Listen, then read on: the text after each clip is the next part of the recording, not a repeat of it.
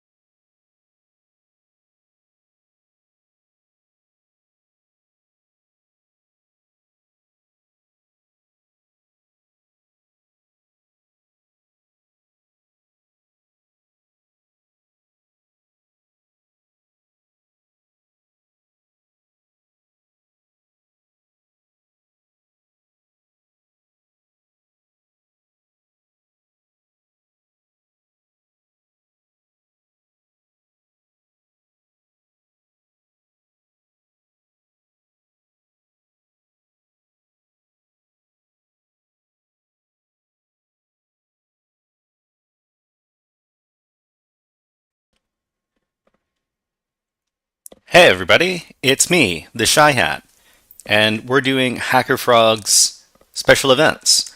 We're not doing HackerFrogs after school today because today is a holiday. It is Columbus Day in America and it is Canadian Thanksgiving in my home country of Canada. So what we're going to be doing is we're going to be doing something a little bit different. And so first of all, let me update my overlays over here on the stream. So this is not Linux OS operations.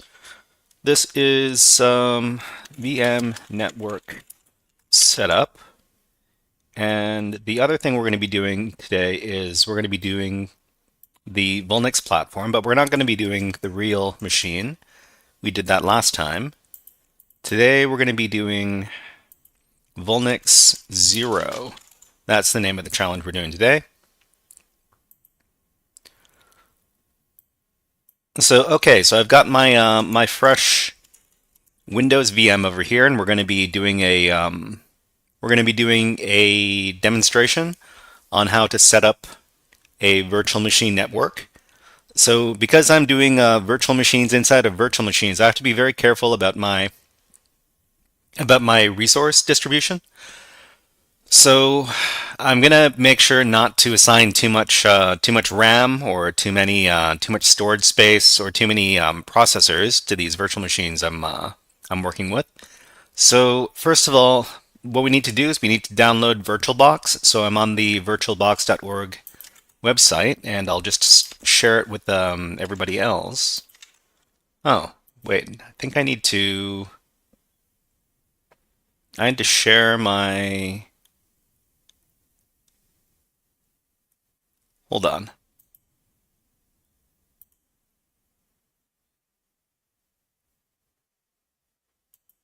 Devices, I need to share my clipboard. I need to do it bidirectional. Okay. So VirtualBox.org is the website that I'm over on right now, and we're just going to download the Windows version of VirtualBox over here. So I think they've recently updated all of the website over here, so I'm going to be struggling a little bit to find what I need to find. So very quickly, we're able to download the Windows installer, and from there, I'm going to open up my downloads folder and just start that up. And I'm going to install VirtualBox.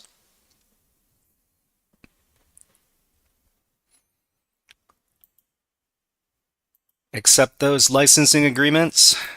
Click on Next and begin the installation. Okay. Everything is fine. Install that thing, please. Okay.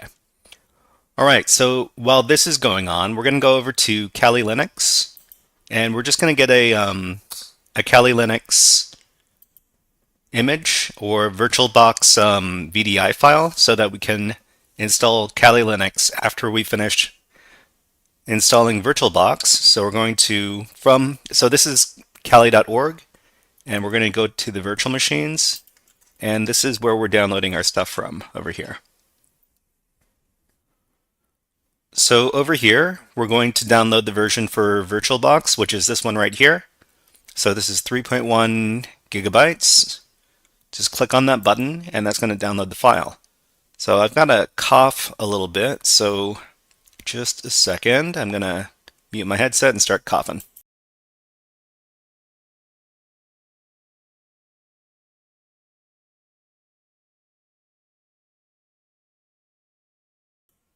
Okay, so feels much better. All right, so that's going to take a little bit to download, but meanwhile, we'll see that our VirtualBox has finished installing. So I'm not going to start it up quite yet. I just need to download my my virtual machines first. So the other virtual machine we're going to install today is going to be one from VulNyx. So that's going to be on VulNyx.com. Because they've got a few virtual machines that are nice and small, so they don't leave much of a footprint on your system. And let's see, let's grab this this Fing machine over here. It's about 1.09 gigabytes. And so if you want to take a look at this website as well, it's located over here. And if you're here for, if you're here to see the virtual machine network get set up, please type in chat and let us know that you're here. Because I actually did this. I'm doing this session specifically because somebody in the HackerFrogs, Tommy C06. Wow, hello. Hey, what are we doing today? What we're doing today is we're going to be setting up a virtual machine network with VirtualBox. Tommy C06, do you work with virtual machines currently? Do you have like a Kali Linux virtual machine or some other virtual machines? And what hypervisor software are you using? Are you using VirtualBox or are you using VMware? So we're going to download this virtual machine link over here. So just click on that link, and it's going to ask me if I'm human. Ooh, this is a tough one. Okay. Okay, so Tommy says that he has a Kali Linux virtual machine and use WSL to practice Linux. Okay. Well, I mean, you could very easily just use your Kali Linux VM to practice Linux. But if you want to use WSL, that's fine too. So I'm just going to download this this image. It's not going to take. Hopefully, it doesn't take too long. It's only a gigabyte. Okay. So while we're waiting for that to download, I think our Kali Linux has finished downloading here. So what I'm going to do is it's compressed right now in this. I think it's a zip file. What we're going to do is we're just going to extract everything from there. and it's gonna take I think it might take a minute or two to completely extract because it's a pretty big file. All right, so Tommy says I only use the WSL at work because the computers won't run the V. Oh, okay, okay. And you are still learning Linux. You know, you don't, if you want to just have a quick and easy Linux machine to practice on, there's something called JS Linux, and it's a Java-based Linux virtual machine. And here, I'll just pop the link in the chat for you. Tommy says that you're currently prepping for the LPI, which is is that a Linux certification? Let me look that up real quick. LPI certification. Okay, Linux Professional Institute. Oh, okay, great. All right. Yeah, so if you want to use some of this JS Linux to practice your Linux with, so for example, you can use the Fedora one over here. And I use this for classes because sometimes students don't have access to their consoles or their their terminals. So I just, we can just use this really quickly and just get like a Linux environment that he can play around with as well. So Tommy, do you have an account over at PicoCTF? If you have an account at PicoCTF, you can also use the web shell over there to practice with Linux as well. And they also give you a little home directory that you can store files inside of. You made one last week. That's great. That's great. Good to hear. Okay, so I think everything is downloaded now. So these Kali Linux files are still extracting, but in the meantime, I'm going to extract from the VulNyx virtual machine here as well. So I'm just gonna extract all on this file as well.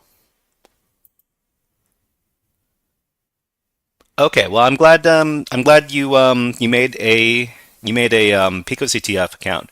PicoCTF's a great platform for learning about all sorts of cybersecurity stuff, including stuff about Linux. And did I recommend to you the course from Hack the Box? Notes by Nisha says I'm prepping for Linux Plus. Oh, that's great. Linux Plus. That's from the that's from CompTIA, right? That's great to hear. Yeah, that's let's see. So I think so if you don't already know about the Hack the Box course, Linux Fundamentals, this one's really good too. Let's see. Tommy says, I did my first 2 CTFs because of you last week. Oh, that's great. Hey, Tommy, if you're looking to do some more CTF stuff, the Huntress CTF is going on right now. So this is a CTF that's going on for the entirety of October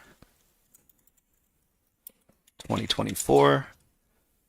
So if you wanted to sign up, let's see.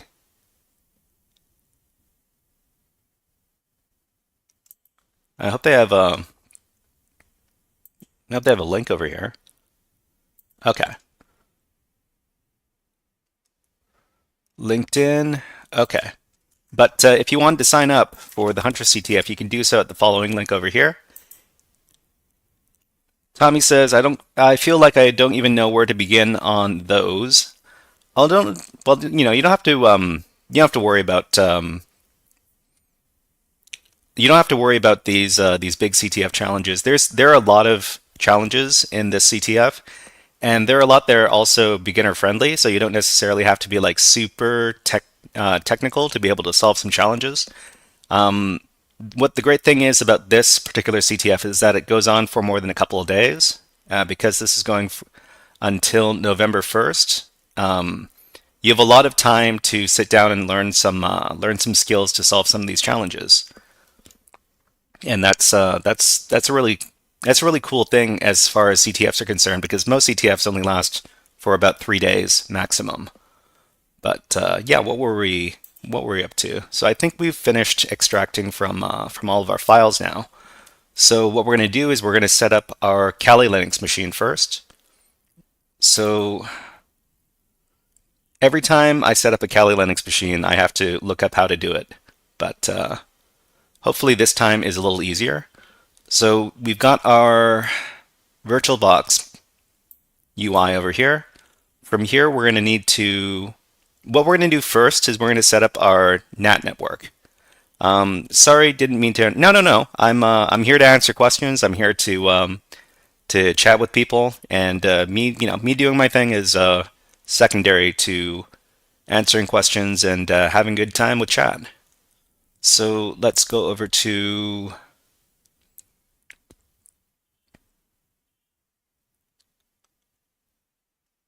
our tools. We have our, is it inside of preferences or is it inside of tools? VM. Okay, we're going to go to preferences. And I think we're going to go to expert. And where is the network? There was like a network thing. I really enjoy these streams. It reminds me of my cohorts for my classes. Oh, well, thank you very much. I'm glad you're having a good time. Let's see. Where is it? Oh, we've got our, okay. I think it's in here, tools. So so click on tools and this button right here, and then click on network. And what we're going to do is we're going to set up a NAT network address translation, so that our VMs can talk to each other. So just click on NAT networks over here, and then we're going to click on create. It's pretty easy. After the network is created, we need to double click into it so that we can rename it if we wanted to. I'm just going to call this one NAT network A. And this is a 10.0.2.024 network, which means there's a maximum of 255 hosts on this particular network. We want to keep enabled DHCP on so that any machine that joins the network can get its own IP address. And then we're going to click on apply. Okay, so that's done. So we can just go back to our welcome screen, and then we're going to install our Kali Linux box. So we're going to click on new. So what we need to do is we need to give the virtual machine a name. We're going to call this Kali Linux, and then we're going to give it a type. We're going to give it a subtype. So when you type the word Linux in here, Linux is going to be filled in this other section. For the subtype, we're going to do Debian and Debian 64-bit. These are the specs that line up with Kali Linux. So down here in hardware, so the memory we're going to keep at a bare minimum, and we're also going to set it for 1 CPU core, because I'm already working inside of a virtual machine right now, and I don't want to tax my virtual machine too much. So for hard disk over here, what we're going to do, it says, okay. So I think we're not going to, do not add a virtual hard disk. Just select that and then click on finish. So after that, we can, the Kali Linux machine is going to be created. Then we're going to monkey around with a few more settings. So from here, we're going to select the Kali Linux machine, then go over to settings. Inside of settings, we're going to go down to network.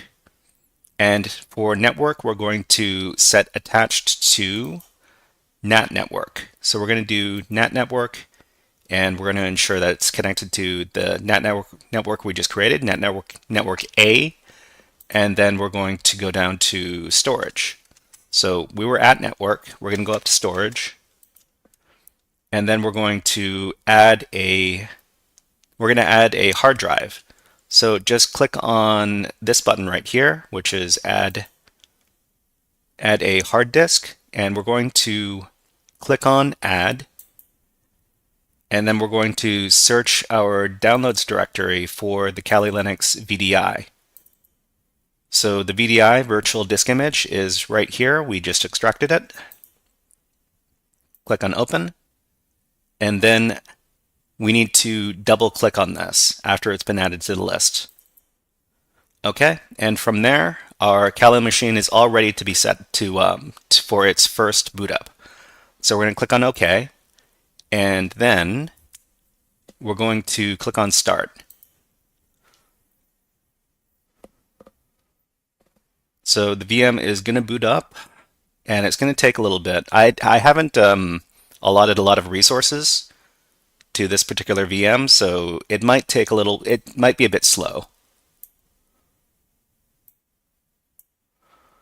So in the meantime, we can set up our second VM for this network. And the second VM is going to be, this one's going to be a lot easier to set up because this one was downloaded from the VulNyx website, and it's already a, let's see what kind of file this is called. So let's get the properties. So this is an OVA file, so OVA file.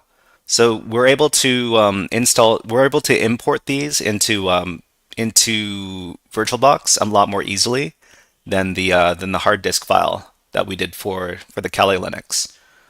So all we need to do for this particular VulNyx machine is go to File and then Import Appliance.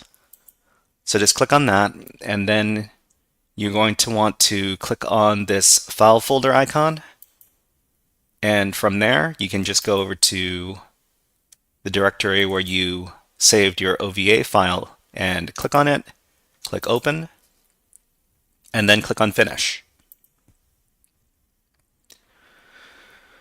It's going to take maybe about a minute or so for this virtual machine to complete import.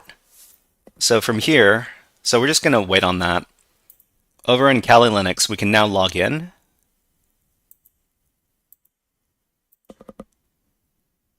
So we're just going to use the password Kali, or the username Kali and the password Kali.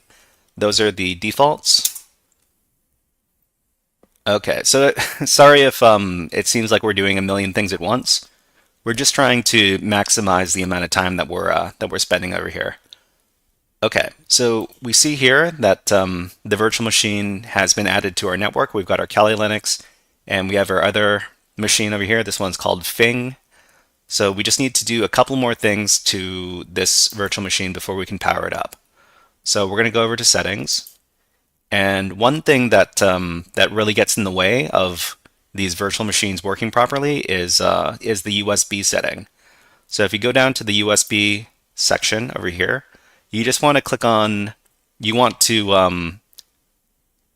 decheck the enable USB controller. So just do that, and it's going to save you a lot of headache. So it says invalid settings detected. If we mouse over it, it's going to say that the USB controller emulation is not enabled. So we definitely don't want this to get in the way. So after that, we can go over to network, and we can change the network that this machine is on. We'll go from bridged adapter to NAT network.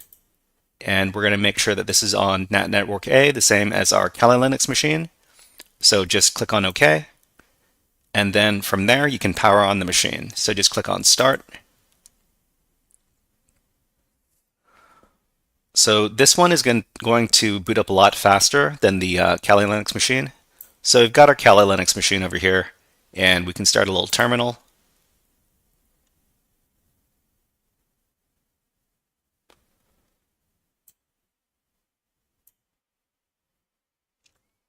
Okay, and then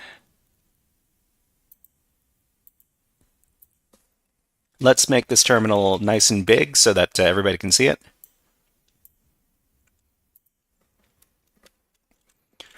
So if we use the ifconfig command, we can see what IP address we have on the current network. And we see here that our internet address is 10.0.2.4, and we see that the other machine over here conveniently tells us what IP addresses it has, which is 10.0.2.5. So we don't necessarily log into this machine over here. This is a machine meant to be hacked against. So we're just going to put it off to the side. But in the meantime, since we know that the Fing machine is working at 10.0.2.5, we can start doing some scans against it. So for example, if we wanted to do ping with a count of 4, 10.0, 10.0.2.5, we're going to see that we have network connectivity to the machine, and we can receive ping packets back from it. So that also means that we can run our nmap tool against it. So we can just do nmap, and we can scan, because these two machines are on the same network, the latency between these two machines is very, very low, which means that any scans or any networking processes we do between these two machines is going to happen very, very quickly. So we can do nmap, and we can scan on all the ports against 10.0.2.5, and this is going to come back very, very quickly. If you've had experience working against machines that you have to VPN into, networks that you have to VPN into, your scans and your network interactions with those machines is going to be very, very slow in comparison, because you have to, all of the network traffic has to go through the VPN, and that just increases latency between the two machines. So we got our nmap report back for this machine right here, and it reports that we've got port 22, port 79, and port 80 open. All right, so we have our two machines that are on the same network, and they're talking to each other. And if you have any questions about any of the things that we did, or if you have any comments, maybe you have your own experiences working with VirtualBox and putting virtual machines on the same network and interacting with them, please let us know in the chat. But otherwise, I think that might be it for this demonstration, because I certainly don't want to start adding a lot more machines to the network, because we're already So this Windows machine right here is already a virtual machine, and I'm just very, very thankful that I have a computer with enough RAM to be able to run this many virtual machines at the same time, because I'm pretty sure my RAM is running out very, very quickly. So I'm going to shut this all down and save myself some memory resources. All right, so we managed to successfully install VirtualBox on our host, and then add 2 virtual machines via VirtualBox and put them on the same network via the NAT network. It's the NAT network, network address translation, and then we were able to have the machines talk to each other. Well, that's great. All right, so we're going to finish off this little section of the stream, and we're going to, I think I might work in a little bit of a walkthrough for a machine that I recently did on the VulNyx network. Some Flavor says, "Nice hacks, man." Well, thank you very much. We didn't necessarily do any hacking. We just set up some stuff on the network. But I appreciate it. I appreciate the compliment. Thank you very much. Okay, so let's start shutting this all down. Let's see. So we just need to shut down these virtual machines, and then I will start up another virtual machine. It's just virtual machines inside of virtual machines inside of virtual machines. Okay, so let's shut down our Windows, and I'm going to start up my own Kali Linux, and then we'll move on to the next step. So where's my Kali Linux? Okay, let's start it up. So Kali Linux is a very convenient thing to have when you're learning cybersecurity. Of course, it's not the end all and be all of learning cybersecurity and hacking. You can do hacking from any computer with any OS. You can hack from like a Macintosh computer. You can hack from a Windows computer. You can hack from a Linux computer. Anything is fine. But it's just that Kali Linux is very convenient because it already has a bunch of cybersecurity tools pre preloaded on it when you install the virtual machine. Okay, so what we're looking at. So are we hacking zero or a different box? So it's not yet time to hack against zero. So I'm just going to do a walkthrough for a machine that I recently completed. And the room that we're going to take a look at is, it's also a VulNyx machine, and it's this one right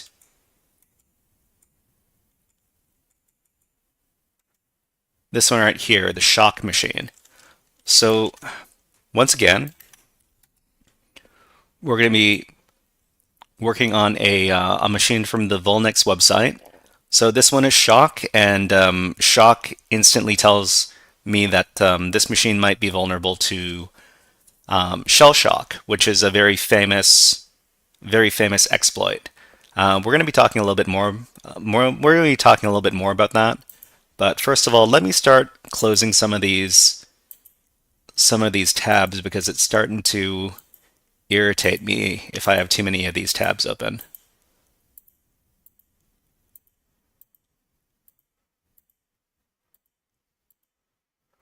Okay, Kali Linux is for real, man. Well, I mean, Kali Linux is Kali Linux. Whatever OS you want to do, you want to use to do your hacking, it's fine. And it's just that Kali Linux is very convenient, and you can because it has all sorts of tools pre-installed on it. So let's power up the shock box, and then we can do some scans on it. So if we're not done with this shock machine by the time the top of the hour rolls around, we're going to switch over to the zero machine after that. So we see here that we've got shock, and I don't know if you can read that, but it says 10.0.2.25. So that gives us the the IP address that we need to contact. Okay. So once again, so before I start, let's set up a couple of tabs.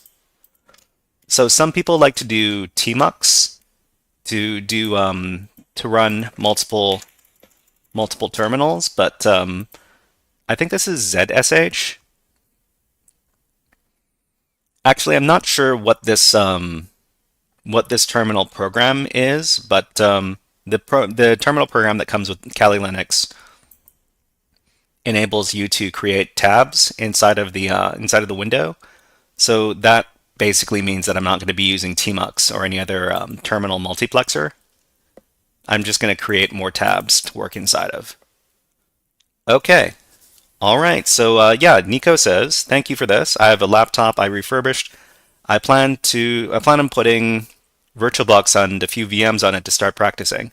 So the one thing that you need a lot of when you're running multiple VMs on the same host is you need a lot of RAM, because if you don't have enough RAM, you're gonna find it very hard to run multiple VMs on the same network.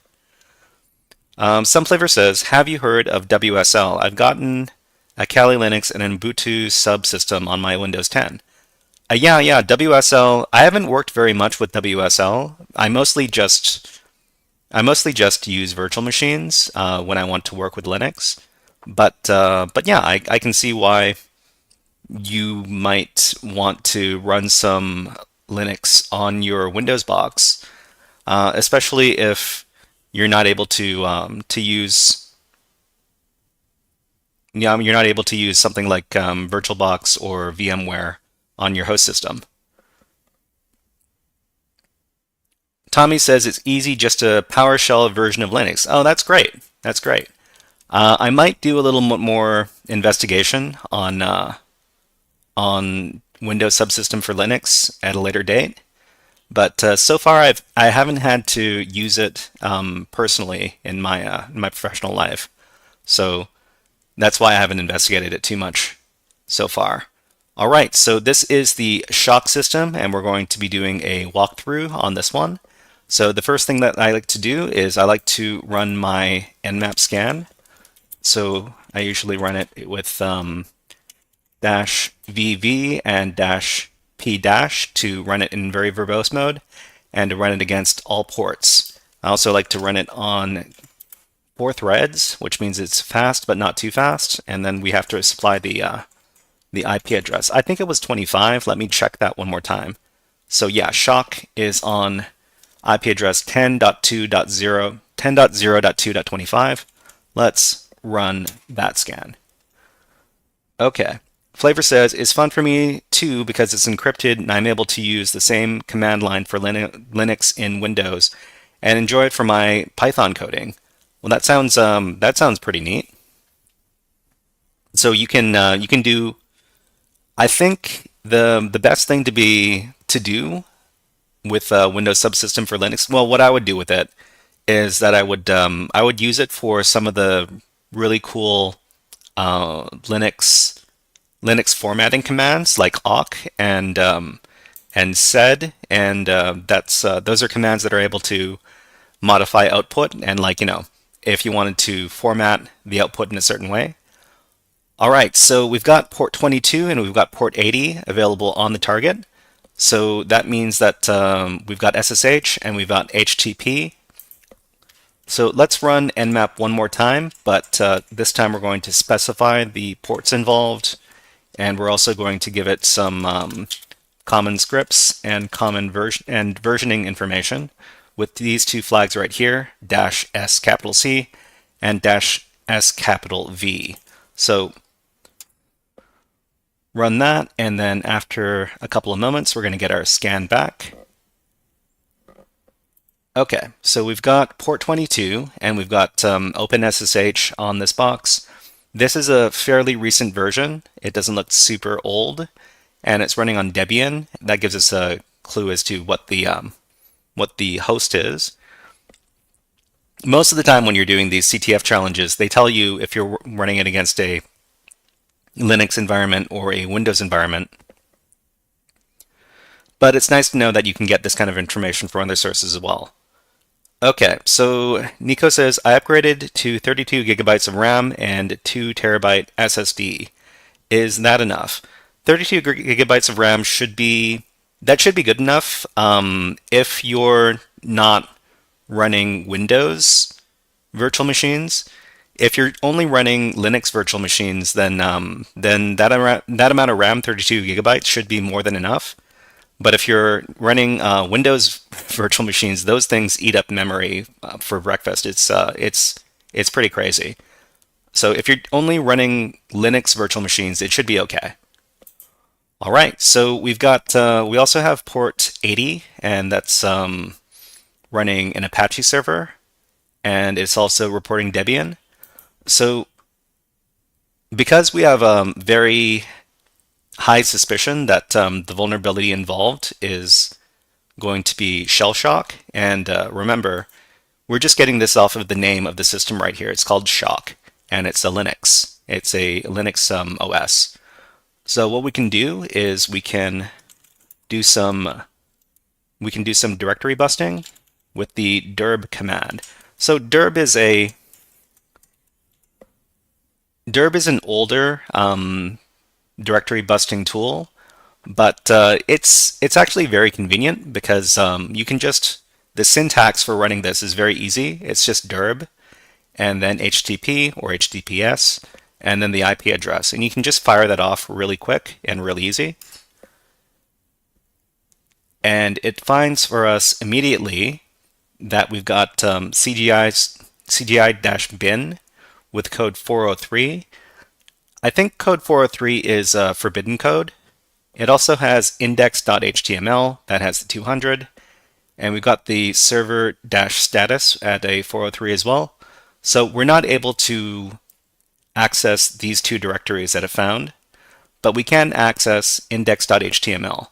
But if we go over to the web page that is associated with this machine over at 10.02.25,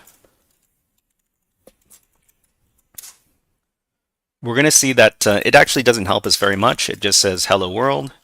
If we take a look at what is in here, it's just this, hello world. And so the interesting thing is this right here. So CGI-bin, this is a very common vector of attack as far as shell shock is concerned. So we're usually when we're dealing with shell shock, we're trying to take advantage of some sort of CGI script or shell script that's located in the CGI-bin directory. So if we go over to the web page and let's see. So it's HTTP, and then we go to CGI bin. We're going to see that it's forbidden. It's not necessarily that this folder does not exist. It's just that we can't see what's inside of it because we don't have permissions to see what's inside of this directory. So what that means is that we can scan inside of this directory and look and see if there are any CGI scripts in here. So remember, for shell shock, we need access to a CGI bin. So we need access to a CGI script or a shell script. So what we can do is we can do GoBuster, and we can scan for CGI extension files as well as shell scripts, and we can run it inside of the CGI bin directory. So even if we don't have access to the CGI -bin directory, we might be able to find folders that are inside of it by doing a directory busting /fuzzing scan. So let's do that now.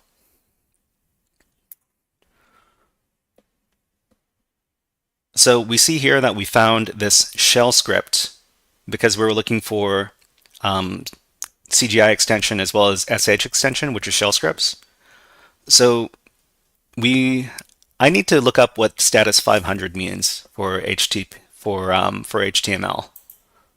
Let me do that real quick. What is HTTP code 500? So HTTP status code 500 is a generic error response. It means that the server encountered an unexpected condition that prevented it from fulfilling the request. The error is usually returned by the server when no other error code is suitable. Okay. So some flavor says GoBuster, nice, awesome. Okay. You know, I have a question for you, some flavor. Are you a cybersecurity student? Or are you working inside of IT? Or do you have some other tech-related role? All right, so we see here that we found this shell.sh file. We may not have been able to access it, but maybe we don't need direct access to be able to take advantage of this. So what we can do is we can run an nmap script against port 80. And what I'm going to do is let me look this up real quick. Nmap shell shock script.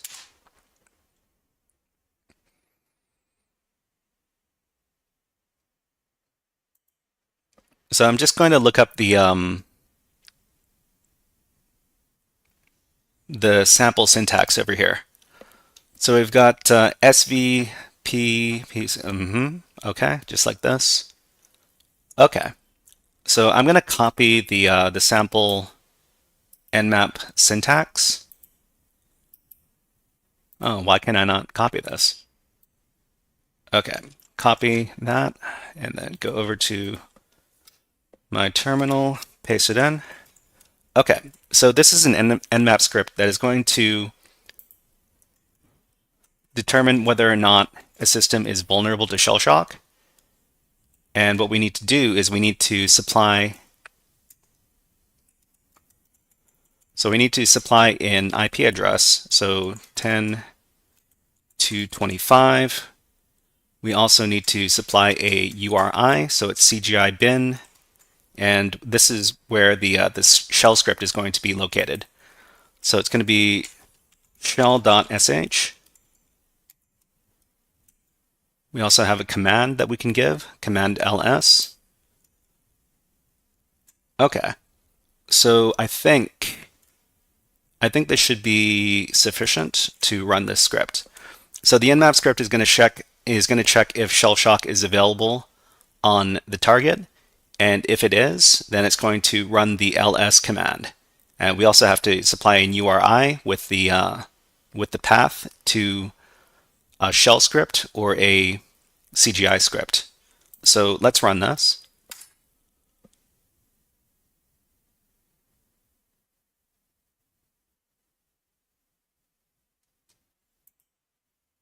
Okay, so it says HTTP shell shock, it is vulnerable. So it says that this is vulnerable to shell shock, but let's see, it didn't run the ls command, but it did confirm to us that the server is vulnerable to shell shock.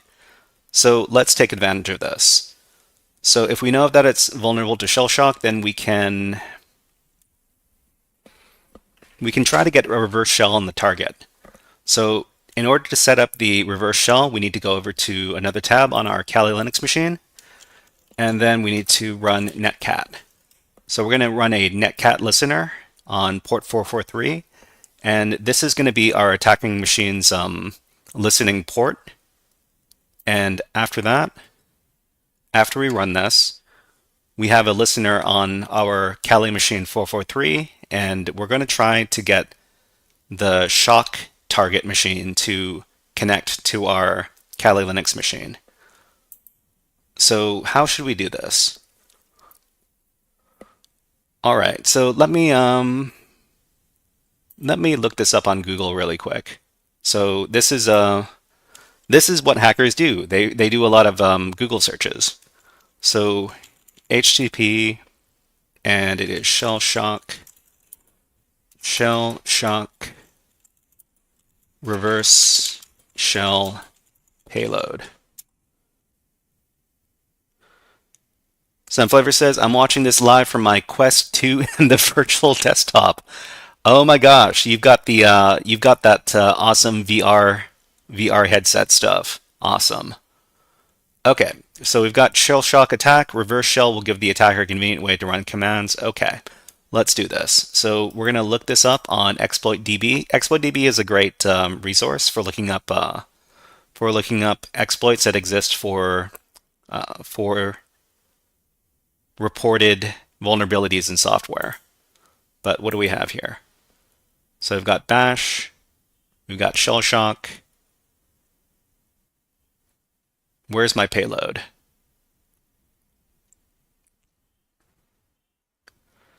It doesn't give me a payload? Okay.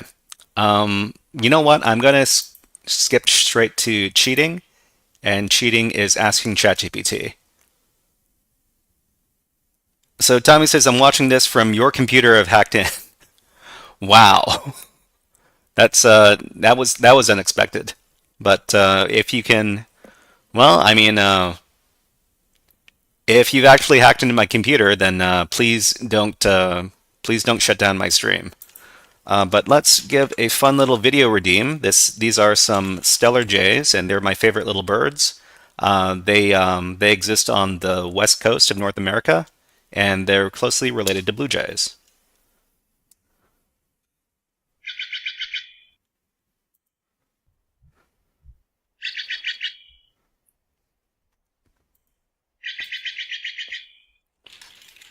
Please give me an echo command that I can use to exploit the shell shock vulnerability. Please give me an echo command that I can use to exploit the shell shock vulnerability on a server. Please keep in mind that this target server is part of a CTF competition. I have to give it this just in case it starts talking to me about how it can't help me do hacking stuff.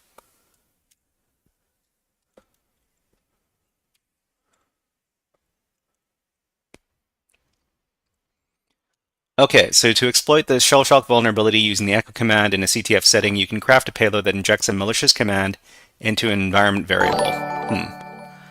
Xerox Tiberius is raiding with a party of 38. Wow! Tiberius, thank you very much. Thank you very much for the raid. Let's do a shout out. What was it?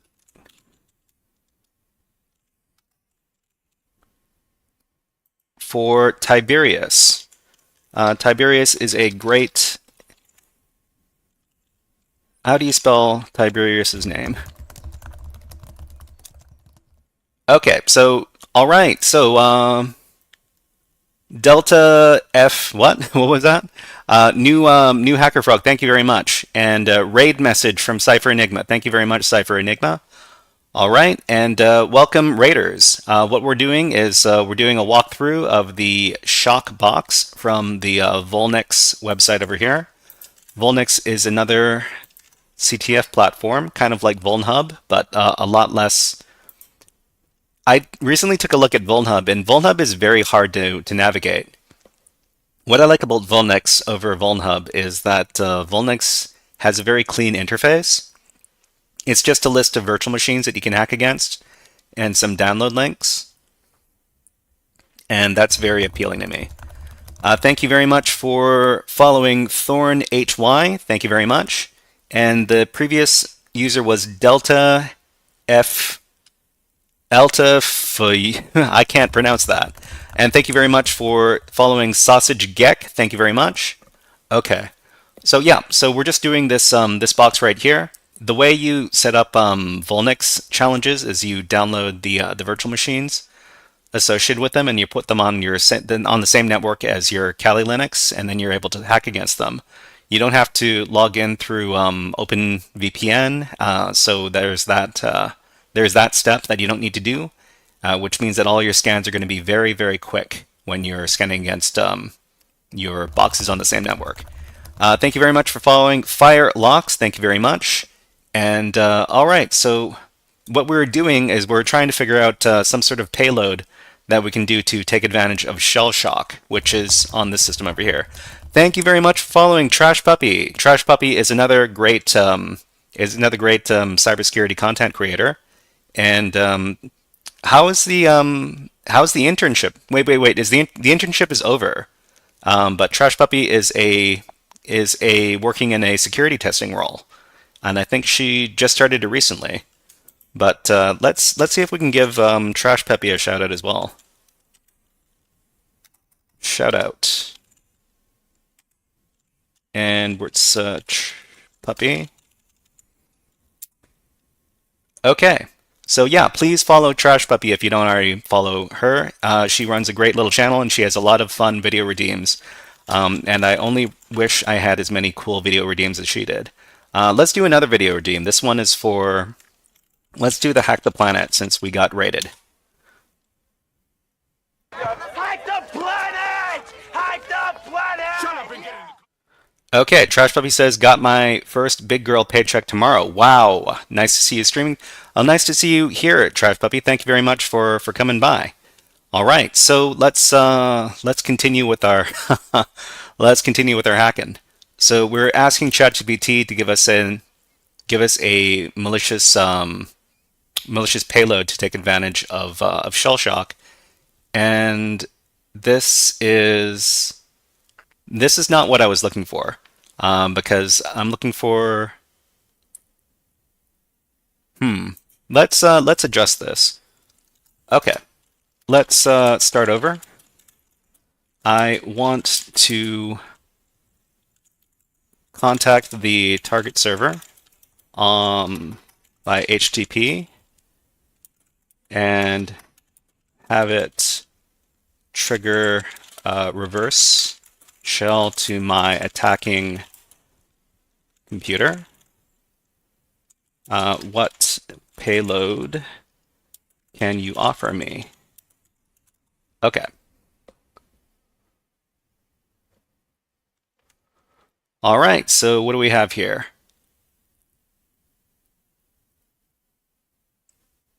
Okay. Here what we're doing is we're creating a malicious curl payload in the header. So the user agent is going to contain the shell shock payload over here. And what I need to do is I need to plug in the parameters that I need to, depending on our current environment. So let's do that.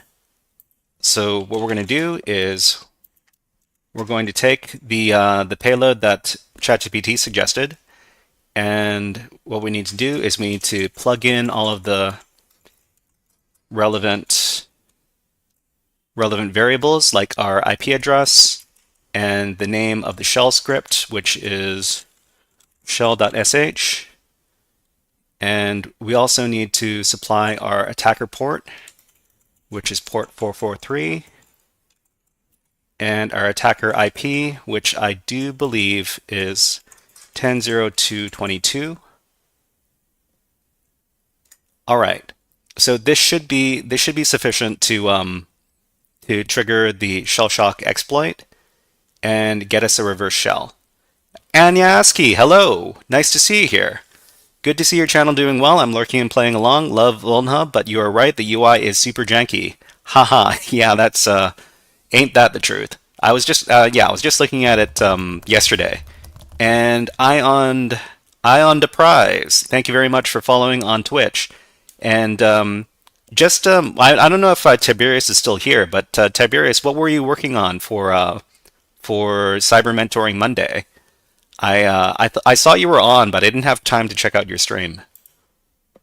If anybody is here from Tiberius's chat, if you could tell us if what Tiberius was working on, that'd be much appreciated. Okay, so we're using curl to contact the vulnerable server over here at the shell script endpoint, and what we're going to do is we're going to trigger a reverse shell command using bash, and hopefully we're able to get a reverse shell going here. So we run this command, and we see that the command is hanging, which means that's a good indication that the reverse shell has been sent out. Theo, hello, and thank you very much for the wall of emotes. Thank you. Yeah, I saw Theo on stream earlier today as well. You were working on OSCP study. Anytime, yeah. You know what? If anybody could put some dino dances in the chat, I really love that emote, the dino dance one. I don't know if that's how you spell it or if you use like a capital D or whatever. But anyways, thank you very much, Cypher Enigma. Okay, so we see here that our reverse shell has been caught, and we now have a foothold on the system. So what we do is we put on our best hacker voice because we're in, and I've got a voice changer so I can make my voice nice and deep. So let's see. Both D's have to be capitalized. That's some D's right there. Okay, so I'm gonna do my voice changer. So this should be nice and deep, my sexy deep voice, and I'm gonna say, "We're in." Okay. All right. Back to my normal voice. Yeah, that was real deep. Okay, so everybody, we're in now. So let's see if we can compromise the system in the next 4 minutes. So the first thing I like to do is I like to discover who I am. So this is the www data account. Thank you very much for the words of approval, B. Theo. All right, so we're the data account.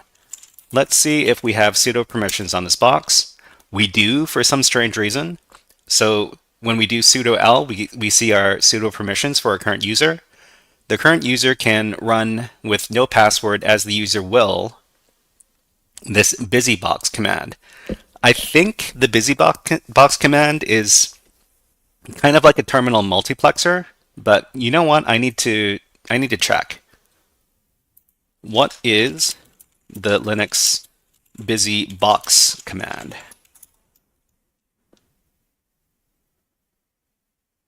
Okay, so it's a versatile utility in Unix environments.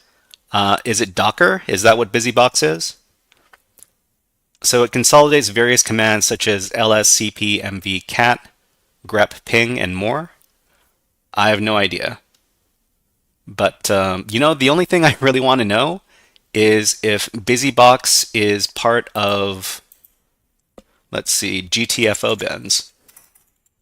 So GTFO bins is a great resource to finding out if a Linux command can be used to get you privilege escalation on a system. And so what you do is you just go to gtfobins.github.io. You go down to the search bar over here, and then you search for the utility that you have access to. This one's called BusyBox, and it is part of the list. SausageGek. Sausagek. SausageGek, yeah. If you want, you can do some video redeems of your own. There's a list of them. And what you do is you do exclamation point redeem and then space and then the name of the redeem you want to do. So anybody in chat can do these, but please don't spam too many of them because then that gets a little bit irritating.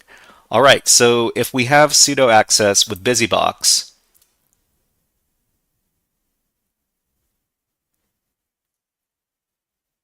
so if the binary is allowed to hack the planet.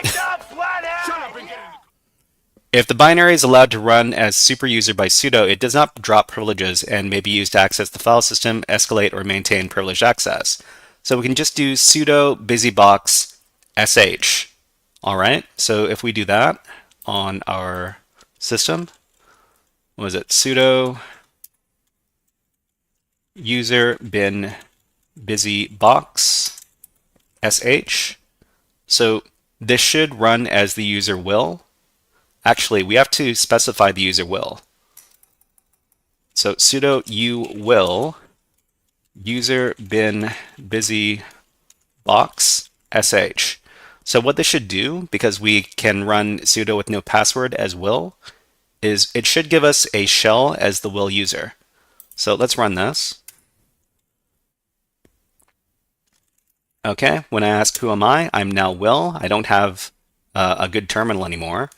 So I can just discover which kind of Python we have. We can do Python -c, and then we're going to run a command, import pty, and then pty.spawn, bin bash. And what this is going to do is it's going to upgrade our shell a little bit. And we now have a prompt. That's great. So my second question is whether or not will has any specific sudo commands that it can run. So now that I'm running as will, we can run as root with no password user bin systemctl. So spectacular shell stabilization, SSS. That's correct. I haven't actually learned how to do the full terminal with the what was it? The command history and all that other good stuff. But one of these days I'm going to get around to learning that. But anyways, so we found out that sudo lets us run systemctl as root, which probably means that we can get a root shell or some sort of root access using the systemctl sudo command. So let's just look that up really quick. We're going to go back and we're going to look up systemctl with sudo. So if the binary is allowed to run as superuser by sudo, it does not drop elevated privileges and may be used to access the file system, escalate, or maintain privileged access. So we're going to try option C right here because this is the shortest one and I'm lazy. So DA Dash Duck says Tmux. NetPuppy. Psst, NetPuppy? NetPuppy can do shell stabilization? Well, if it can, then you can go ahead and link me the documentation, and I'd be happy to look at it. Thank you very much, Trash Puppy. So what we can do is we can use systemctl, and we're going to try this command right here to try to get a root shell. That's the whole shtick. That's the whole shtick of NetPuppy to stabilize shells. Well, that sounds great. Okay, so sudo systemctl. So we're just going to do sudo user bin systemctl. Okay, and the next thing it asks us to do is to do bang sh. So let's run that. Bang sh. Now we ask who am I, and now we are now root.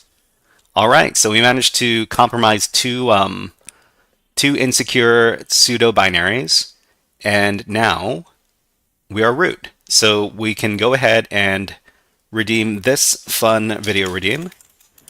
And this one is called I'm Root. It's from the Batman movie. What are you? I'm System Root.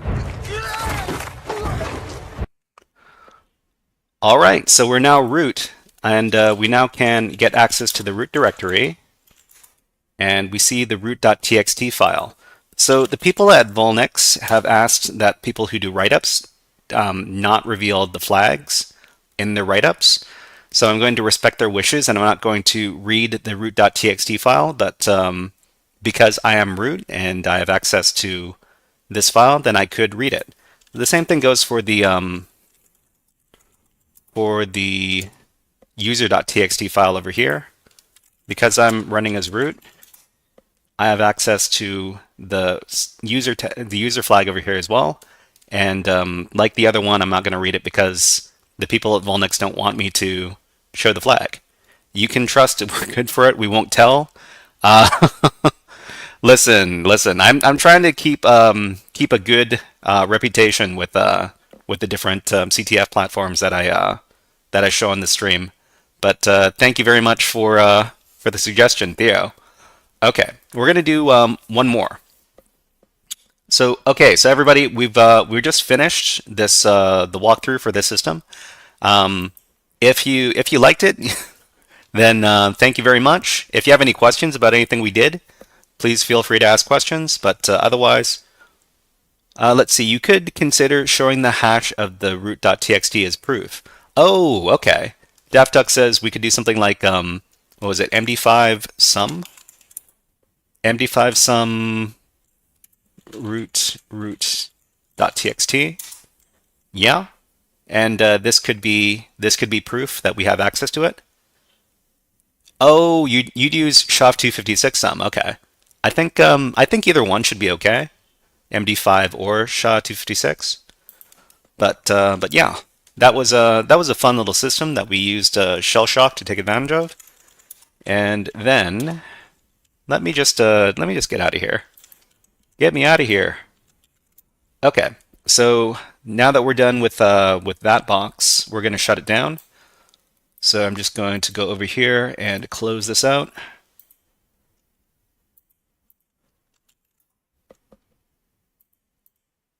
Okay, so we're now going to be hacking against the 0 system.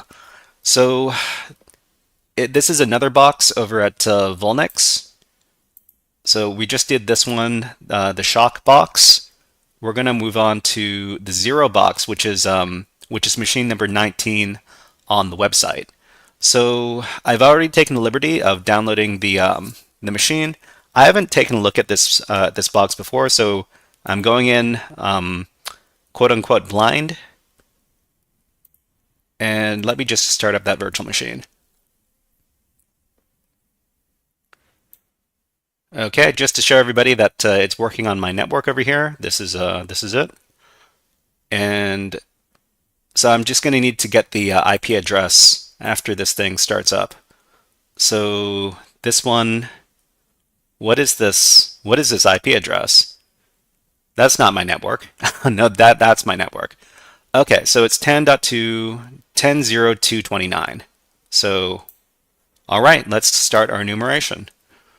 So over here, I'm going to go into my temp directory. So in all of my tabs, I'm going to go into the temp directory, just so I don't start mixing mixing any files I might download in amongst my regular file system, because I don't want to. I want to keep nice and organized. So as usual, I'm going to run my nmap scan just like this. So it's -VV for very verbose. That means we're going to get even while the scan is running, we're still going to get output from the nmap command. We're going to run it against all ports on 4 threads. So let's run that. If anybody else here has nmap, like, it's very interesting to see how different cybersecurity people do their nmap scans, because it kind of tells you a little bit about what their workflow is like. So if you have a special nmap workflow, please let us know in the chat. Okay, so we've got port 22, port 80, and port 8080 on this system. So 8080 is usually an HTTP proxy, but it might be something else. We've got port 80 running HTTP, and we've got port 22 running SSH. I'm going to run another round of nmap scans. So just so we can do some further information. So Cyber Enigma says 8080 is running burp. If only it was running burp. Okay. Well, you know what? We're going to find out in just a little bit, because I'm going to run my second nmap scan. And like I've said before, when I run my second nmap scan, I like to run it with default scripts as well as versioning information with these 2 flags. And what I'm going to do is I'm going to redirect this to a file called nmap.txt. So just in case there's any information in there I want to come back to later, I can take a look in that file. Okay, that came back rather quickly. So let's read nmap.txt. Okay, so we've got port 22. This is OpenSSH. It's a current version, so it's probably not vulnerable to exploits. It's reporting a Debian system. And then on port 80, it says it's running an Apache server on Debian. Okay. Site doesn't have a title. That's interesting. And then we have port 8080, and it says it is a PHP CLI server. CLI server, 5.5 or later. PHP CLI. I don't know what that is. So I'm just going to ask my assistant, what is PHP CLI?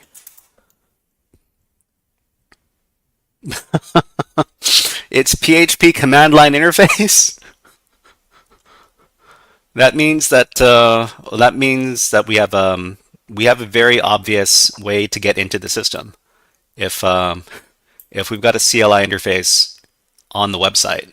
So you know what? I'm just going to skip straight over there. So we're just going to go over to HTTP 10.0229 on port 8080. Okay, so this says Zerodium. All right, so all we have is a name.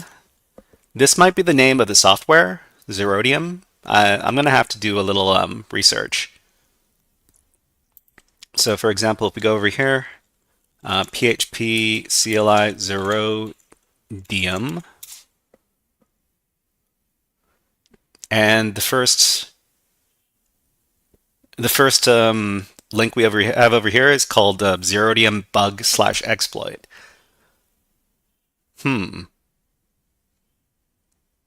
Interesting.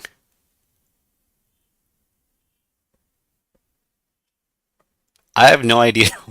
I have no idea what this might be. You know what? Maybe I can look for something inside of search exploit. So I'm gonna do search exploit. I'm gonna look for Zerodium. Okay, that doesn't have any results.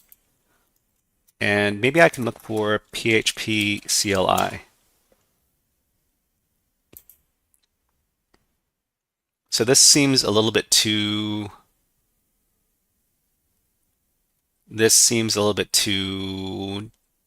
generic. Okay. All right. So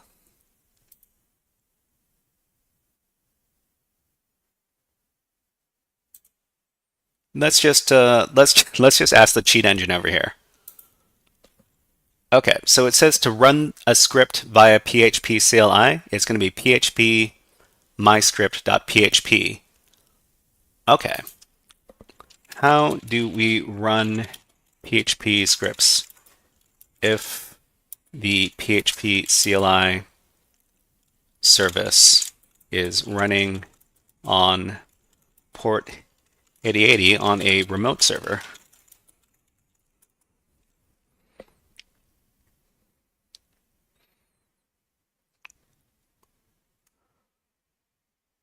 Okay, steps to run PHP scripts on a remote PHP CLI service on port 8080. Ensure PHP built-in server is running on the remote server. PHP's built-in server can be started like this.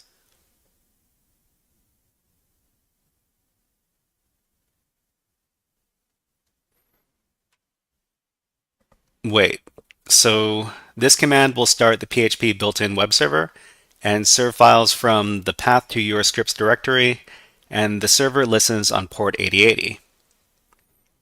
Accessing PHP scripts remotely. Assuming the server is running, you can run PHP scripts by making HTTP requests to the remote server's address. Okay, if you know the server's IP is remote server IP and you have a PHP script located at this file path, you can access it like this.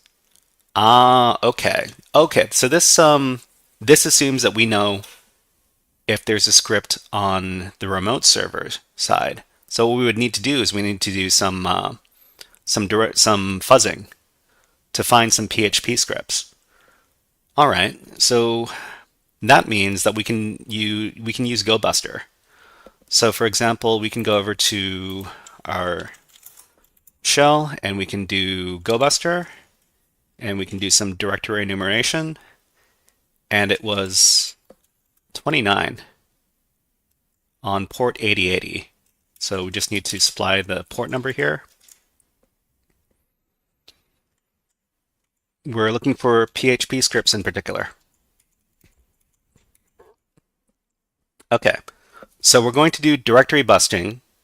Actually, it's more like we're doing fuzzing, and we're going to look for specific PHP scripts in the web root directory of this IP address at port 8080, and we're going to use the word list for directory list 2.3 medium, which is the one that I like to use when I'm doing these CTF challenges. So let's run it and see if we get any good results. Oh.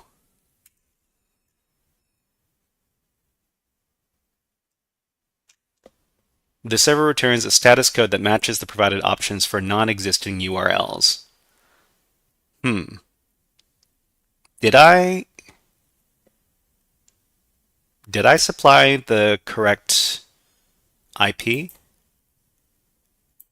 So this is the correct IP.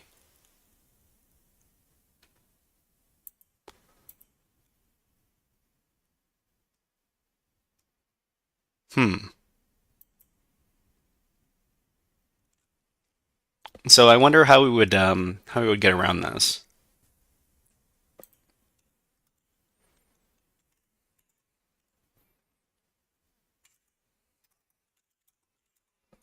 Okay.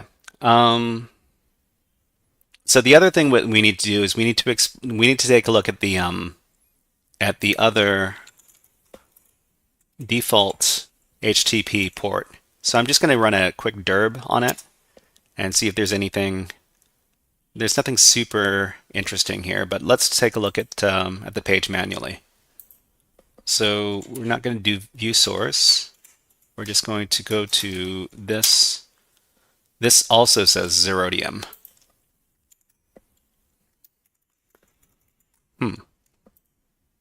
And there's not very much interesting in the in this HTTP source. If we go over to port 8080,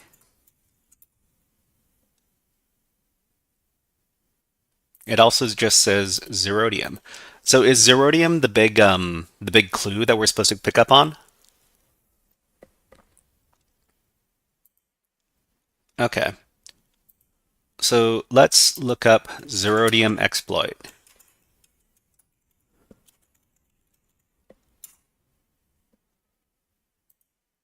And I guess PHP. Okay, so it says PHP zerodium bug or exploit, and this is a Reddit thread. Let's take a look at and see if it has anything good in here. No, let's see. Do you know about the problem that existed in PHP?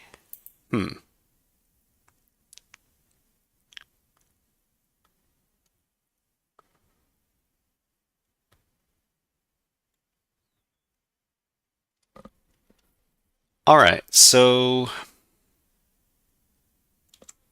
what do we know? We know that there's what is supposedly a PHP CLI working.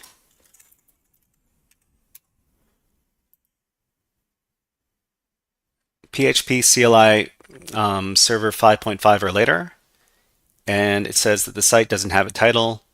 The proxy might be redirecting requests.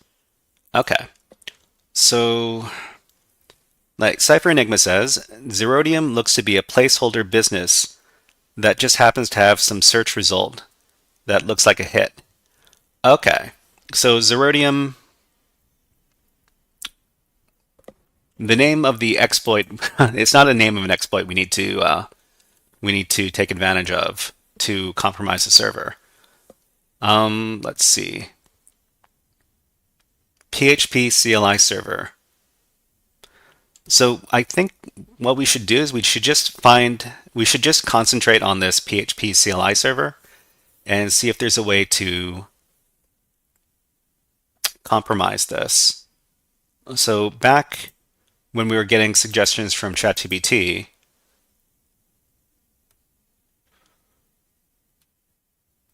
if your PHP script requires input parameters, for example,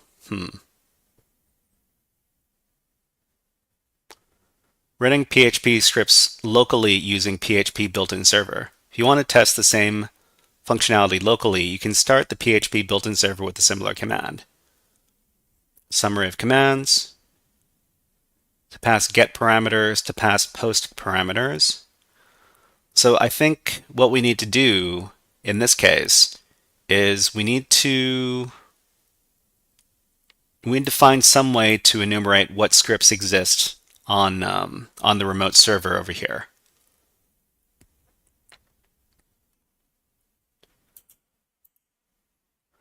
So in order to do that, I was thinking that we could use GoBuster.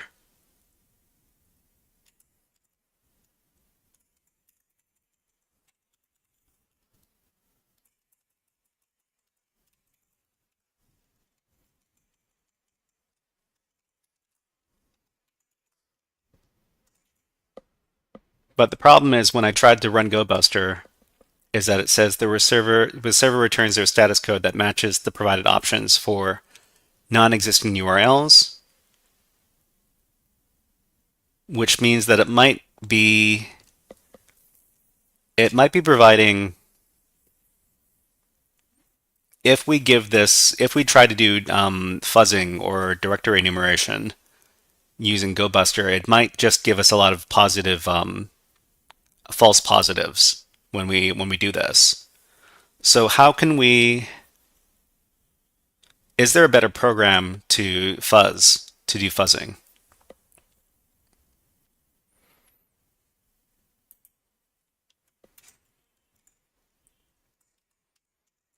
If we just try to Yeah. Let's try this on the regular port and see if okay, so the regular port over here is going to be able to be directory fuzzed normally. But server status. So the server status endpoint reports code 403, which is forbidden. Can't necessarily take a look at that. But everything else comes back negative. So what I'm going to try is I'm going to try getting extensions for PHP, HTML, and TXT and see if it returns anything better. Okay, so .php, .html, index.php.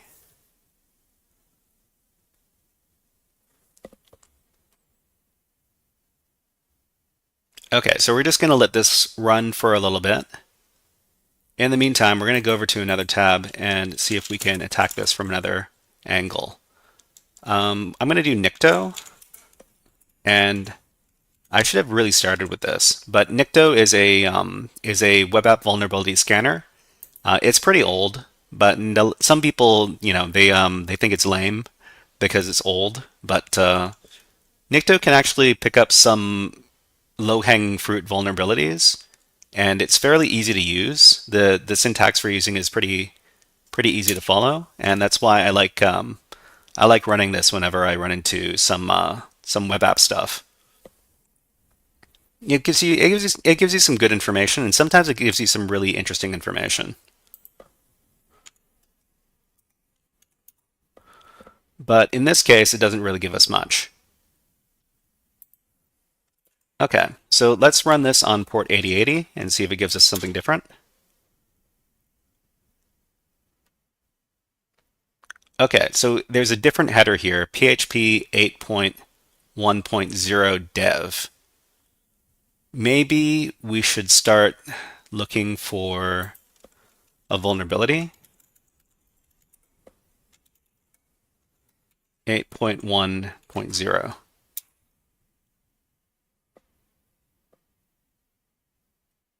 Why is this unresponsive? Oh, there's a lot of stuff. Oh, wow. There's a remote execution vulnerability for this exact version of PHP 8.1.0 dev. Okay, so we're going to try this out.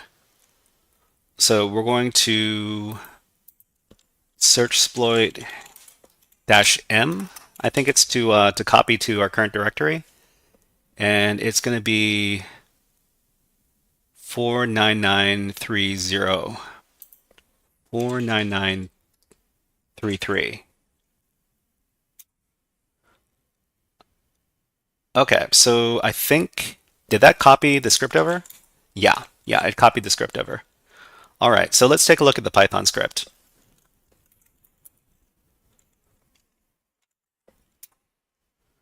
Okay. So what does it say here? An early release of PHP, the PHP 8.1.0 dev version, was released with a backdoor on March 28, 2021, but the backdoor was quickly discovered and removed. If this version of PHP runs on a server, an attacker can execute arbitrary code by sending the ager_usent header. The following exploit uses the backdoor to provide a pseudo shell on the host. Okay, so we've got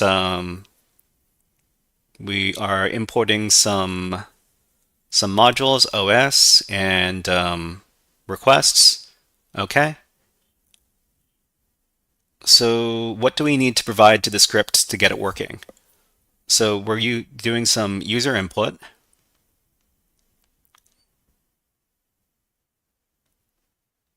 So I think the only thing we need to provide is the host URL. So let's try this out. So Python 49, enter the full host URL. In this case, it is this one right here. So let's copy that.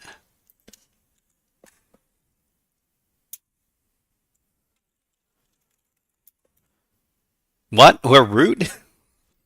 Guys, everybody, it took that was not enough time for my stream. I wanted this to last another 30 minutes. So we could try we could try downloading another machine, but we managed to get root access through the web app. Funny. Okay, so what do we do? So we're gonna do both. So I should be talking with my super deep voice right now. I'm just going to say, we're in. Mwahaha. We're hackers. Okay, and then I'm going to... Go back to my normal voice, and I'm gonna redeem the Batman I'm root redeem. What are you? I'm system root. Okay, so if we go over to the root directory,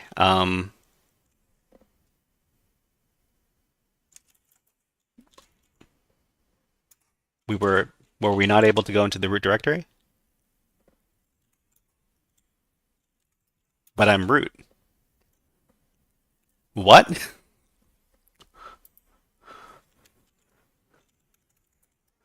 Am I not root? It says I'm root, but I can't.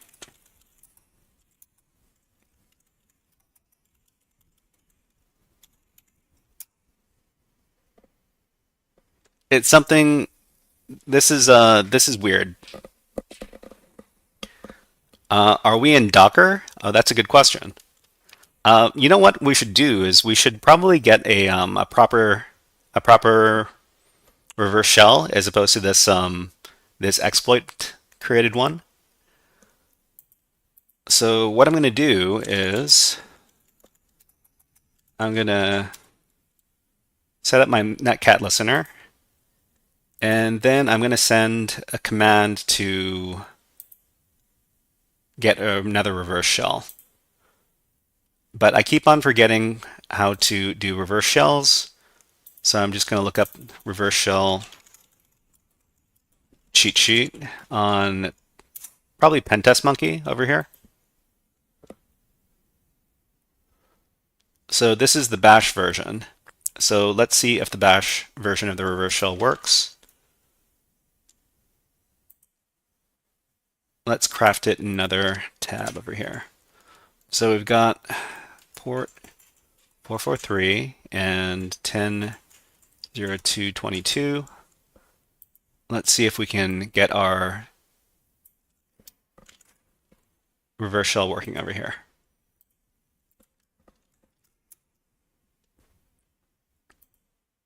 So this didn't work. So the bash reverse shell didn't work. Is this some sort of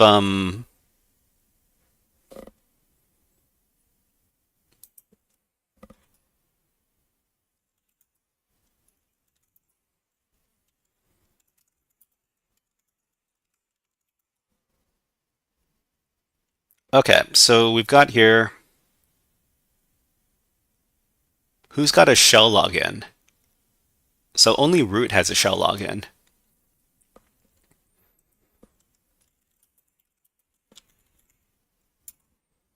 There's no root.txt in this root directory here. Let me take a look at this bash history, and maybe that'll give us some sort of indication.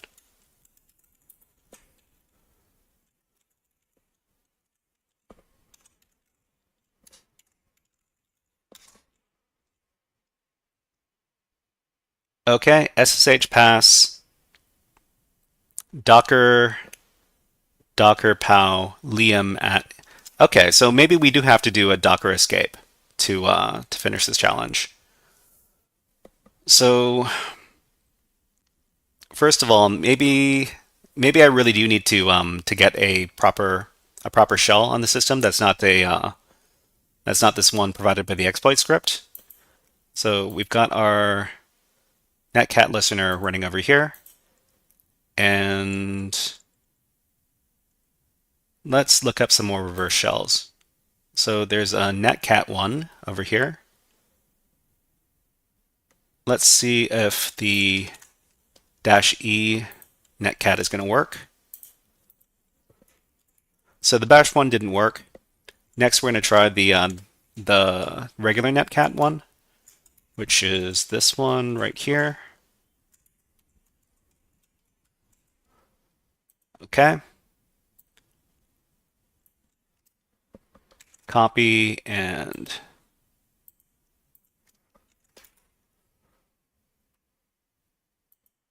nope, that one didn't go through. Next, we're going to try the, oh, that's not what I wanted. We're going to try this one right here, which is the alternate netcat reverse shell command. Let's craft it over here.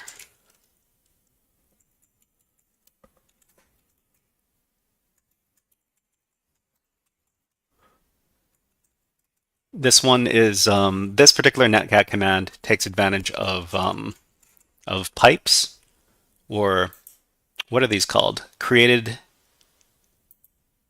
pipe commands. I'm not completely sure how this works. I should really do some research next. Actually, sorry about that.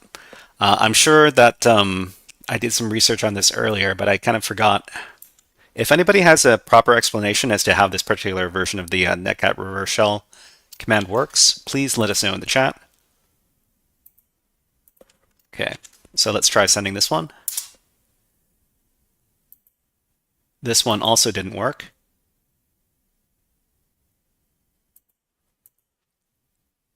Let's see. Okay, so we know that we have PHP on the system, so maybe we should try using using a PHP reverse shell.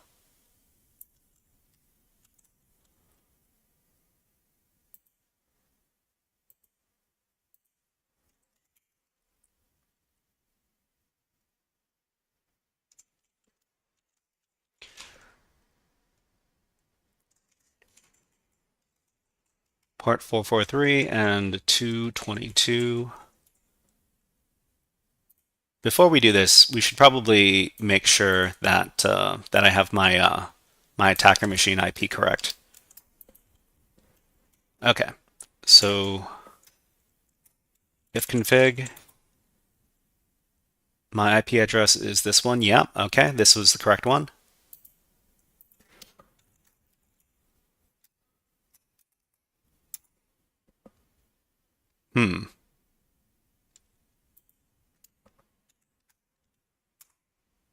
This didn't work. Okay, so the next thing we can do, I just thought up something. I just thought of something.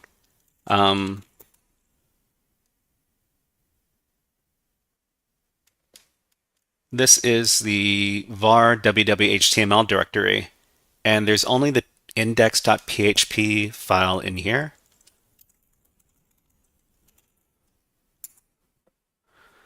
And this is all it has. Okay. So what we could try is we could try editing this. We could try editing this this file. And if we were to put some sort of reverse shell in this index.php, then we could probably get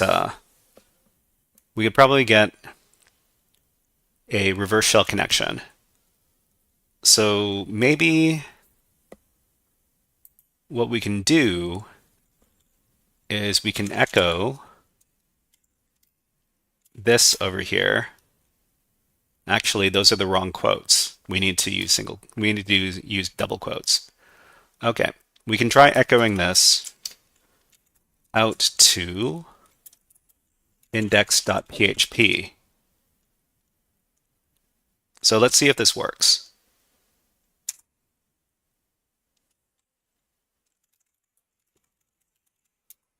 So that didn't work. Okay, so what can we do next? We can create another file called PHP web shell. Yeah, we could try. Actually, we could also try having the machine download something, right? So if we've got our Kali machine over here, and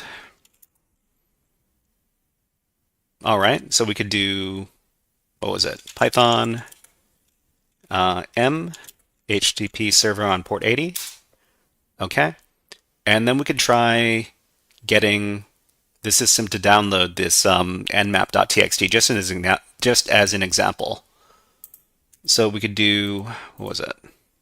wget http 10.02.22 nmap.txt. Okay, we ran the command, but it didn't download anything.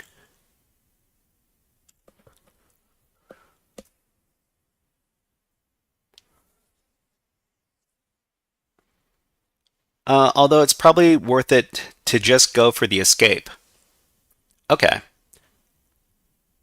You know what, Cypher Enigma, we could maybe you're right. Maybe we should just go for the Docker escape.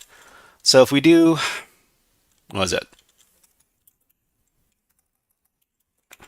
If we just take a look at the top level directory, we see that there is a docker env file in here, which indicates that we might be in a Docker container. A stronger indication that we are in a Docker container is that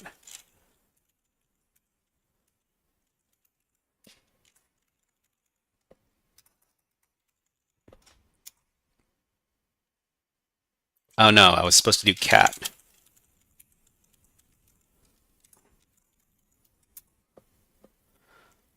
SSH pass -p SSH liam at home over here. Let's do netstat just to make sure that the SSH port is working on localhost. So netstat tulpin doesn't tell us anything. Maybe because netstat is not installed. Yeah, it's not installed. Okay, so liam docker pow. Okay, I'm going to ask ChatGPT what exactly this this command is doing.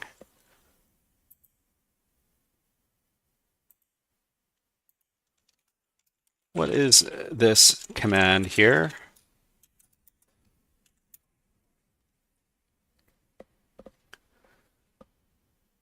SSH pass is a command line tool used to provide a password for an SSH command non-interactively without prompting for a Wait, so do we just SSH into here? Do we just... Okay, well, sure. Why not? Okay. Okay, so I'm gonna copy this password. I'm going to try to log in as Liam. All right. Over here, we don't need this anymore. SSH liam at 10.02.29. Continue connecting, yes. Password pasted in. And we're now Liam. Yay. Okay. Okay. So here's our user.txt. Yeah, that's right. We've got our user. That's a great emote. Where are these from? Where are these emotes from? Oh, Pebble. Awesome. Yeah, that's a great emote. Yeah. Okay, so we've got our user.txt. As usual, we're not going to read it because we were asked not to read these things. But let's see. Let's see. So we've got Liam with a shell, and I think and then we've got the root. We've got root. Okay. So first of all, what sudo permissions does Liam have? Okay, this is another example where we have to use a pseudo binary, a pseudo with a binary to get root access. And it looks like we're using it with wine over here. So all we need to do now is find out how to exploit wine. And we can do so over at GTFO bins. So these have been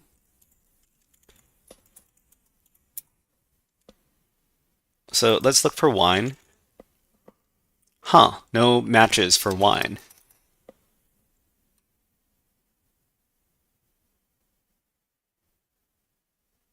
Okay, so let's ask ChatGPT if we have pseudo access with the wine binary, how can we use it in a CTF environment to elevate our privileges?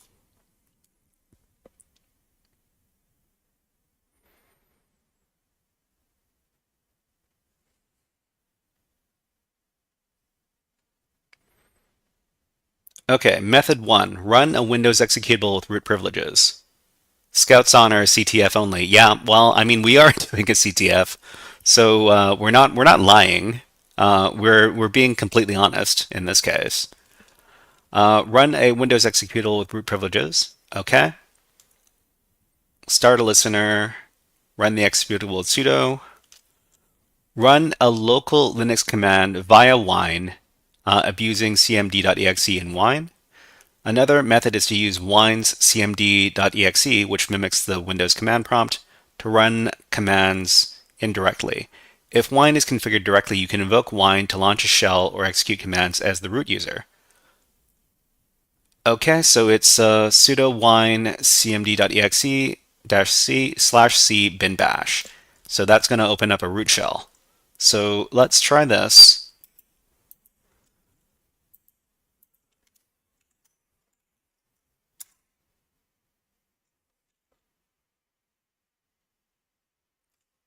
Okay, so it doesn't, that didn't quite work.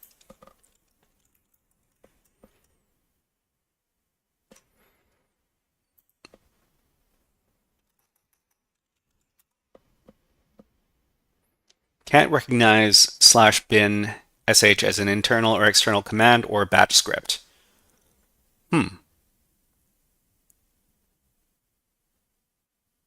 It looks like wine32 is missing.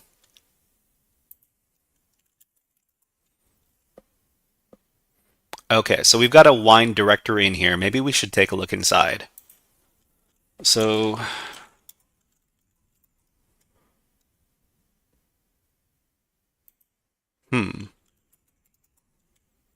DOS devices, drive C.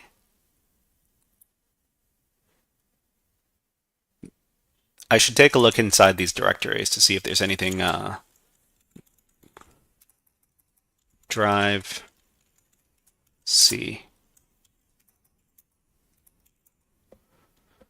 Okay, so we've got program files, users, Windows. Geez. Program files, X. Where is the cmd.exe? Sudo wine cmd.exe.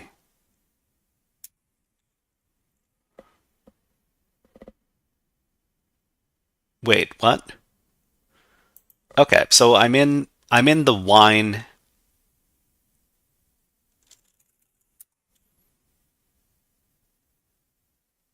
So we're root, but we're also using this wine terminal, which is supposed to simulate a Windows environment.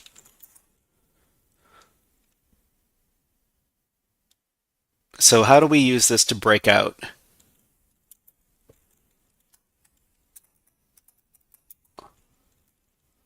CD program, god damn it, program files. Common files, Internet Explorer. This is more complicated than I thought it would be. Okay, can we exit out of here? Okay. So let me see if I can Google an article.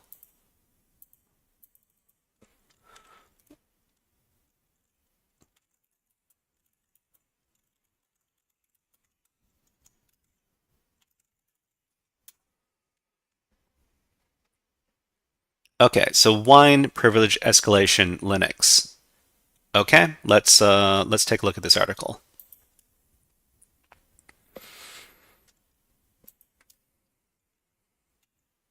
Make this nice and big so we can read along. So Wine enables you to run Windows applications on a box. It's just a Windows emulator on top of Linux. Wine works for Linux, Unix. Okay. First, set up our lab.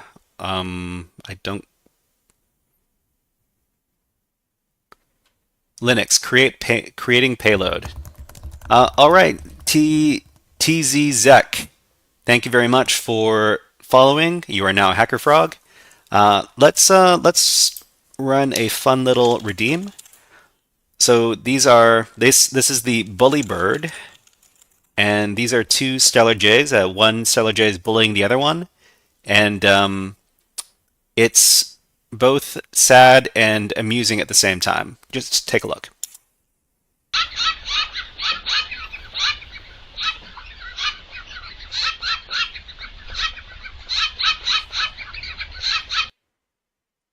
So that's one bird bullying another, and I do not condone bullying, but in that case, it looked kind of fun. Well, not fun, but kind of cute.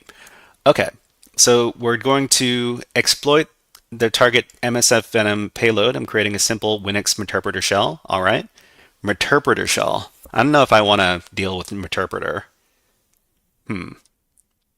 Okay, so we use MSF Venom to create a Windows executable. TZX says, "I'm a hacker. Fly. Eat me for hacking knowledge XP."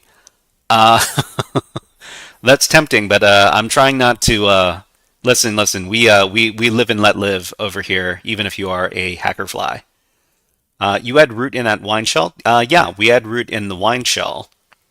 So, but I don't think we were able to. I don't think we were able to read the root. Okay, so let's do sudo wine.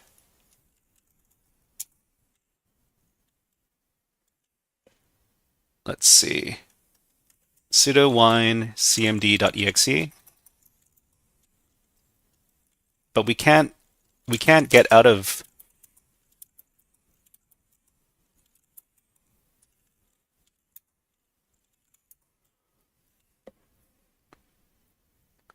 Oh, wait. Can we enter root?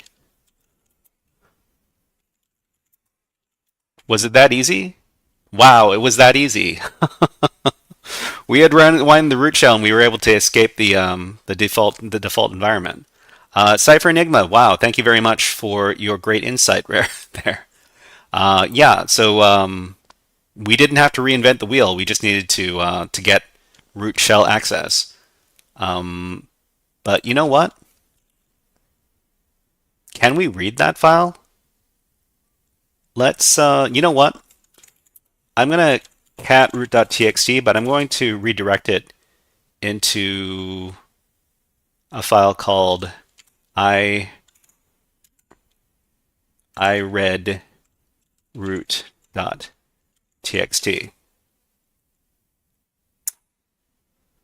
No, cat doesn't work. You have to type. Type root.txt, redirect it into iRead root.txt. Okay. And if I was able to access it, there should be, yeah, it's in here. So I successfully read root.txt. Yeah, MD5 sum. I don't know if it's available on this console. Yeah, it's that's not a command I can use. Okay, so we actually rooted the system. So let's summon Batman again. What are you? I'm system root. Okay, so we it's another system in the books. So I really appreciate how these easy systems from VulNyx aren't super they're not super easy. There were a lot of cases where I had to do some research to find out what to do, and well, maybe not so much with the shock machine, but this one was pretty interesting. I haven't really used Wine on Linux, so that was a new technology that I ran into for this particular exercise. I've been enjoying these VulNyx machines. So this one was the zero machine, and the next one we're going to do is the deploy machine. And that one's going to be on Wednesday, so please stay tuned for that. That's going to be in the next stream. But yeah, thank you very much to Cypher Enigma for providing some insight. Thank you very much. But I think we're going to call it in just a bit. But let's find someone that we can raid afterwards. Certutil hash file name. I wonder if we have certutil on this machine. Certutil. Oh geez, certutil. Yeah, certutil doesn't exist either. But there's actually a very limited number of commands on this wine terminal over here. But all right, so let's see if what other InfoSec streamers are on right now. Oh, Cerberus DedSec is on. Cerberus DedSec has a great cybersecurity channel. They do malware analysis and reverse engineering. So please stick around for the raid. Actually, you know what? I'll give you a legitimate raid message. Let's see. Cyber Enigma says, "Can you call PowerShell from Wine?"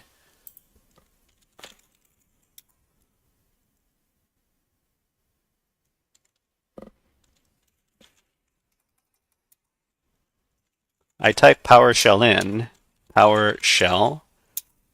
Nothing really happens. But yeah. So if so, the raid message is going to be hip hop and attack OS Frog. Just like this. So when you get into Cerberus DedSec's chat, please type in the raid message. I'm just going to create the raid right now for Cerberus DedSec. But before we do that, let's do one last Hack the Planet. Thank you very much to great chatters like Daft Duck and Cypher Enigma and TZZek and all the other people. Thank you very much to anybody who stuck around after raiding in from Tiberius's channel. And we're going to be back on Wednesday, and we'll see you next time. Please stick around for the raid, and yeah, have a great week.